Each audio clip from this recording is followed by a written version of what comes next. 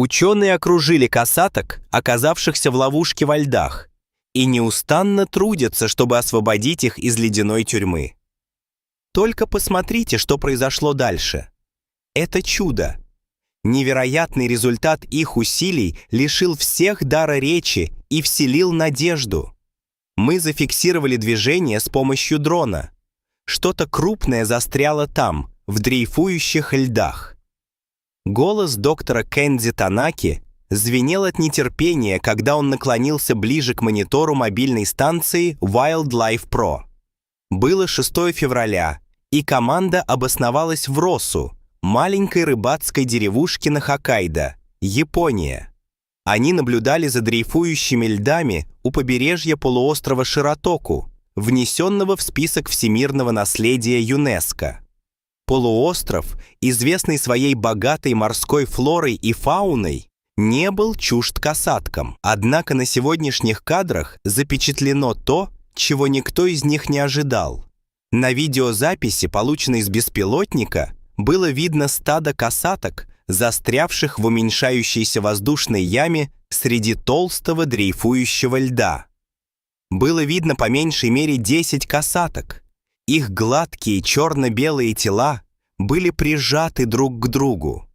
Их спинные плавники торчали над поверхностью, а головы периодически появлялись, отчаянно хватая ртом воздух. «Они задыхаются», — пробормотал доктор Танака, качая головой. Новость быстро распространилась. Через несколько часов местные рыбаки, защитники окружающей среды и правительственные чиновники собрались в порту Росу.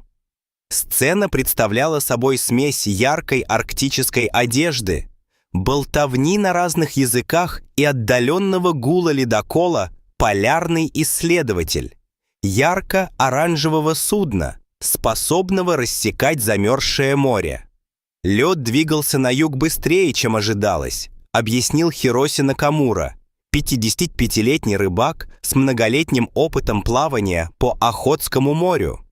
Этот дрейфующий лед может задержать что угодно. Касаткам повезло, что у них вообще есть воздушная яма. Доктор Танака проинформировал команду. Ситуация была ужасной. Дыхательное отверстие касаток быстро сужалось, а из-за резкого падения температуры за ночь они рискуют задохнуться. Ближайший открытый водоем находился на расстоянии более 2 километров, но из-за плотного льда добраться до него было практически невозможно. Танака подчеркнул, что речь идет не только о спасении этих касаток. Речь идет о сохранении экосистемы. Потеря даже одной стаи может нарушить баланс в этом регионе. Ставки были высоки, но задача казалась невыполнимой. На рассвете спасательная команда, состоящая из опытных ученых, катеров, местных рыбаков и добровольцев, все они были одеты в яркое арктическое снаряжение для большей видимости, отправилась в путь. Полярный исследователь, двигатель которого урчал как ритмичное сердцебиение, прокладывал путь сквозь первые слои льда. За ним следовали небольшие вспомогательные суда с бензопилами, ледорезными инструментами и оборудованием для выживания. «Держитесь поближе к головному кораблю!» — крикнул Хироси, который вызвался вести одну из лодок поменьше. «Лед здесь непредсказуем. Одно неверное движение, и мы сами застрянем». Беспилотник от Wildlife Pro парил над нами, обеспечивая прямую трансляцию полета капсулы. Касатки были явно обеспокоены, их движения были медленнее, чем накануне. Самый маленький из них, детеныш, едва различимый среди более крупных особей, казался особенно слабым. Когда они приблизились к стаду, возникла первая серьезная проблема. Ледяная глыба, оказавшаяся больше, чем ожидалось, преградила самый прямой путь. Полярный исследователь не мог пробиться сквозь нее, не рискуя повредить корпус. Капитан Фудзимото, пилот судна, решил, что нам придется идти в обход. Однако этот обходной путь стоил драгоценного времени. Доктор Танака, наблюдавший за ситуацией с одной из небольших лодок, сжал кулаки. «Мы не можем позволить себе задержек», — пробормотал он. «Мы должны действовать как можно быстрее». Несколько часов спустя команда наконец добралась до захваченной капсулы. Наблюдать за касатками вблизи было одновременно и благоговейно, и душераздирающе. Их ритмичное дыхание создавало небольшие облачка в неподвижном воздухе. «Мы начнем с увеличения отверстия для дыхания», — инструктировал Танака. Добровольцы, вооруженные бензопилами, выскочили на лед, работая быстро, но осторожно. Симона Эдвардс, 34-летняя защитница окружающей среды, заколебалась. «Мы уверены, что это не вызовет у них еще большего стресса?» — спросила она. «Стресс не будет иметь значения, если они не смогут дышать», — ответил Танака твердым, но не недобрым тоном. Команда работала, не покладая рук, прорубаясь сквозь лед и сбрасывая куски в воду. По мере того, как отверстие для дыхания расширялось, касатки реагировали, двигаясь более свободно в ограниченном пространстве. Это была небольшая победа, но их безопасность была далеко не гарантирована. Затем, с приближением сумерек, произошла катастрофа. Ледокол наткнулся на плотный слой дрейфующего льда, что временно приостановило его продвижение. Команде пришлось прекратить работы на ночь, оставив судно уязвимым. Когда мы вернулись в гавань, напряжение достигло предела. Доктор Танака, Хироси и Симона собрались, чтобы обсудить свои дальнейшие действия. Танака сказал, что у нас мало времени. Если завтра мы не выведем их на чистую воду, будет слишком поздно. Хироси серьезно кивнул. «Мы что-нибудь придумаем. Эти касатки не сдаются, и мы тоже». Несмотря ни на что, надежда оставалась. Команда пообещала вернуться с первыми лучами солнца, полной решимости переломить ситуацию в пользу касаток. «Лед тает быстрее, чем мы ожидали», — пробормотал доктор Танака, просматривая обновленные кадры с беспилотника. Воздушный карман капсулы, который однажды расширился в результате многочасовых усилий, снова быстро сжимался. Температура за ночь упала почти до минус 20 градусов по Цельсию, превратив слякотную воду в твердый лед. Команда, не теряя времени, возобновила работу с первыми лучами солнца. Полярный исследователь, взревев двигателем, пробивался сквозь новые слои дрейфующего льда, снова ведя за собой небольшие суда. Волонтеры в яркой арктической экипировке приготовили бензопилы и ручные инструменты для расчистки льда. Работа была изнурительной, но ставки были очевидны. Без их вмешательства касатки не пережили бы этот день. Когда команда добралась до гнезда, они были поражены душераздирающим зрелищем. Самый маленький детеныш едва двигался.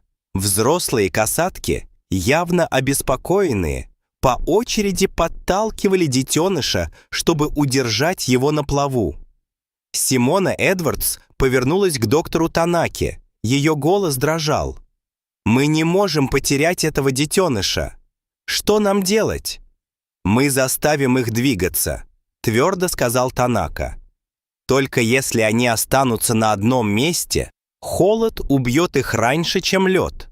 План по выведению капсулы на открытую воду был актуален как никогда. Команда использовала беспилотник для поиска подходящего маршрута. Ближайший канал теперь находился на расстоянии более 2,5 километра, что было непростым расстоянием, учитывая толщину льда и скорость дрейфа. Хироси Накамура предложил смелую стратегию. «Нам нужно имитировать их крики. Если мы сможем заставить их следовать за нами, они продолжат плавать и не замерзнут». Используя записи вокализации касаток, команда начала воспроизводить звуки через подводные динамики, прикрепленные к одной из лодок. Сначала стая колебалась, Их движения были вялыми. Затем самая крупная касатка, самец, длина которого по оценкам превышала 8 метров, отреагировал, издав серию щелчков и свиста. Стая медленно начала двигаться. Полярник возглавлял экспедицию, пробиваясь сквозь толстый лед, чтобы проложить проходимый путь. За ним следовали лодки поменьше.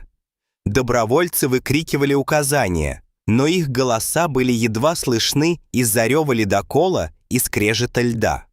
Но как только команда начала продвигаться вперед, огромный ледяной поток неожиданно разделился, создав зубчатую преграду прямо на их пути. Полярник не смог маневрировать достаточно быстро, чтобы избежать столкновения. Корпус корабля столкнулся со льдом, что вынудило команду остановиться. «Этого не может быть», – прошептала Симона, наблюдая, как касатки кружат в замешательстве. Доктор Танака и Хироси принялись искать альтернативные варианты. Они решили направить небольшие лодки впереди ледокола, чтобы вручную прорваться через барьер. Добровольцы, вооруженные топорами и пилами, яростно работали, откалывая обломки от препятствия. Тем временем касатки начали сбиваться с ритма. Их движение снова замедлилось. Один из добровольцев поскользнулся на льду и едва не упал в ледяную воду. Едва не случившийся промах послужил суровым напоминанием об опасностях, с которыми они все столкнулись. Тем не менее, команда продолжала двигаться вперед, вдохновленная видом борющейся капсулы. После нескольких часов изнурительной работы барьер был, наконец, преодолен. Полярник продолжил свой путь, и стая снова начала двигаться.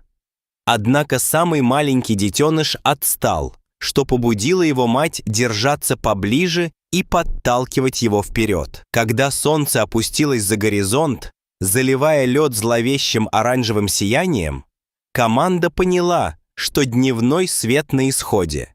Им нужен был прорыв, и как можно скорее. Команда решила сделать перерыв и собраться, чтобы пересмотреть свою стратегию. Доктор Танака разложил карту этого района, указав на ближайший открытый водоем. «Мы движемся недостаточно быстро. Если мы не ускоримся, за ночь лед снова скует их». Хироси наклонился вперед, нахмурив брови. «Нам нужно создать прямой канал, каким бы опасным это ни было. Если мы продолжим петлять вокруг этих ледяных потоков, то потеряем их». Предложение было рискованным. Расчистка прямого пути означала, что полярный исследователь и небольшие суда окажутся на пределе своих возможностей. Но не имея лучшей альтернативы, команда согласилась. Капитан полярного исследователя Фудзимото подготовил свою команду к тому, что он назвал самым агрессивным маневром в моей карьере.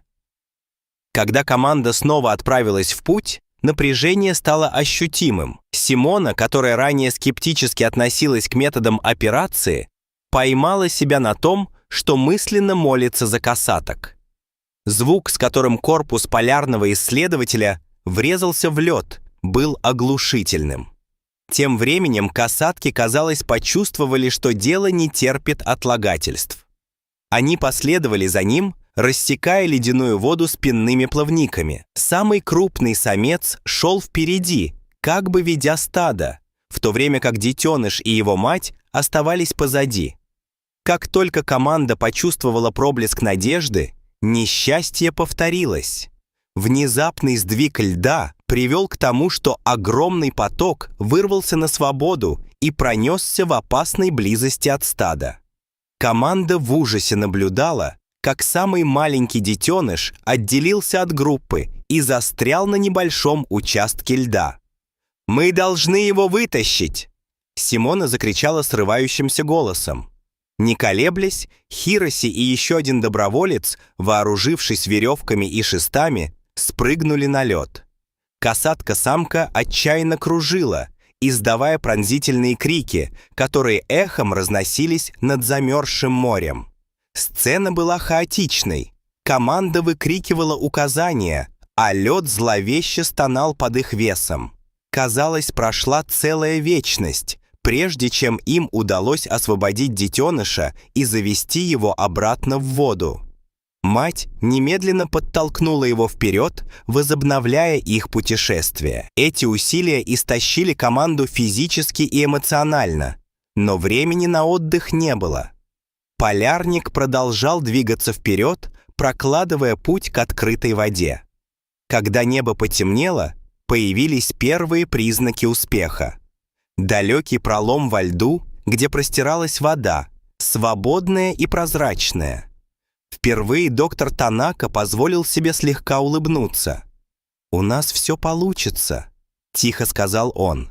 Слова доктора Танаки эхом разнеслись по льду, когда команда двинулась вперед, на мгновение забыв об усталости и замерзших конечностях. Пролом во льду впереди был мучительно близок, но условия оставались ненадежными. Полярный исследователь пробирался сквозь остатки льда. Его массивный корпус стонал от напряжения. Лодки поменьше следовали за ним по пятам. Их экипажи осматривали воду в поисках любых признаков бедствия. Стадо касаток продвигалось вперед с видимой решимостью, но самый маленький детеныш все еще сопротивлялся. Его движения были более медленными и беспорядочными. Симона Эдвардс, которая сейчас активно участвует в спасении, обратилась к Хироси.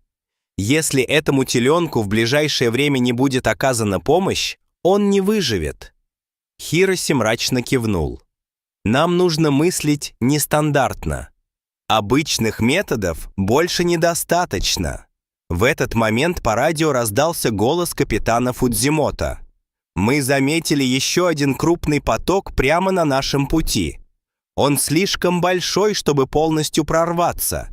Нам нужно будет расчистить его вручную, чтобы создать безопасный проход. Расчистка вручную была изнурительной, а время шло. Касатки продолжали кружить вокруг дыхательного отверстия.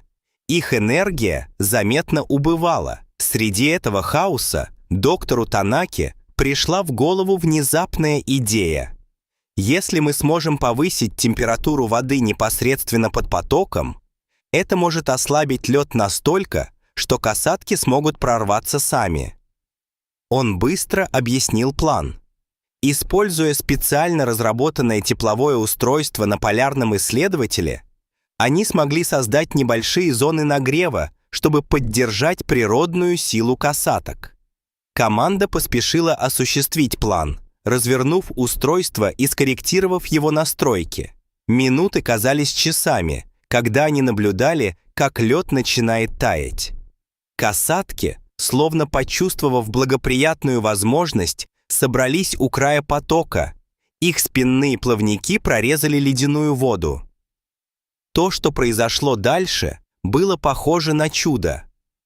Самый крупный самец касатки рванулся вперед, используя свое мощное тело, чтобы врезаться в ослабевший лед. Поток разошелся, и в воду полетели осколки. Остальные члены экипажа последовали их примеру, и их совместные усилия образовали узкий, но проходимый путь. Команда разразилась радостными возгласами, когда катер уверенно двинулся к открытой воде.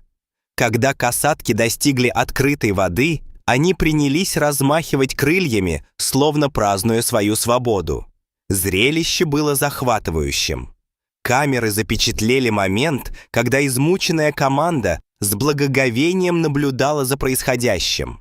Спасательная операция отняла у команды все силы – физические, умственные и эмоциональные, но результат стоил каждой секунды. Когда они вернулись в Порт-Рассу, их встретила толпа местных жителей, собравшихся поддержать миссию. Доктор Танака, обычно сдержанный, обратился к собравшимся. То, что мы увидели сегодня, было не просто спасением. Это стало свидетельством того, чего могут достичь люди и природа вместе. Эти касатки не сдались, и мы тоже. Хироси, все еще промокшего и дрожащего после близкого контакта с ледяной водой, приветствовали как героя. Местный репортер спросил его, что значил для него этот момент. Он сделал паузу, глядя на бескрайнее море. Эти касатки напомнили нам о чем-то важном. Мы все живем на одной планете. Наша обязанность – заботиться друг о друге, даже когда это трудно. Тем временем Симона Эдвардс выложила видеозапись спасения на социальные сети Wildlife Pro. Через несколько часов видео стало вирусным, набрав миллионы просмотров и вызвав разговоры о сохранении морской среды. Самый маленький детеныш, которого волонтеры прозвали чудом, стал символом надежды и стойкости. Позже доктор Танака объяснил, что выживание детеныша было особенно важно, поскольку молодые касатки играют решающую роль в поддержании генетического разнообразия стада. В последующие недели история спасения вдохновила школы на изучение морской флоры и фауны и побудила правительство финансировать новые исследования по изучению последствий изменения климата для арктических экосистем. Что касается стада, то несколько недель спустя они были замечены процветающими в открытых водах близ Широтоко, полуостров. Тихим вечером Хироси стоял в гавани и смотрел на море. Воспоминания о спасении были еще свежи, но речь шла уже не только об касатках. Речь шла о связи между людьми и миром природы. Мир за эту связь стоит бороться. Это настоящие американские горки эмоций. Вы верите, что природа всегда находит способ удивить нас? Что бы вы сделали, если бы стали свидетелем чего-то столь необычного?